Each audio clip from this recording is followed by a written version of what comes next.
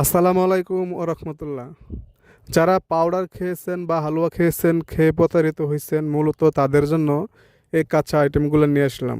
কাঁচা গাছ কখনো ফাঁকি দেয় না।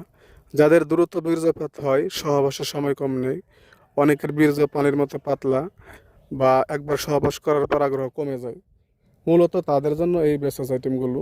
যদি কোনো 2-3 মাস খেতে পারেন, ইনশাল্লাহ তাদের সমস্যাগুলো দ্রুত সমাধান হবে। যাদের প্রয়োজন ইনবক্স করুন। আসসালামু আলাইকুম ও রহমতুল্লাহ। যারা পাউডার খেয়েছেন বা হালুয়া খেয়েছেন, খেয়ে প্রতারিত হয়েছেন, মূলত তাদের জন্য এই কাঁচা আইটেমগুলো নিয়ে আসলাম।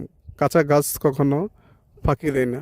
যাদের দ্রুত বীর্যপাত হয়, সহবাসের সময় কম নেই, অনেকের বীর্য পানির মতো পাতলা বা একবার সহবাস করার পর আগ্রহ কমে যায়, মূলত তাদের জন্য এই বেসেস আইটেমগুলো। যদি কোনো 2-3 মাস খেতে পারেন, ইনশাল্লাহ তাদের সমস্যাগুলো দ্রুত সমাধান হবে। যাদের প্রয়োজন ইনবক্স করুন।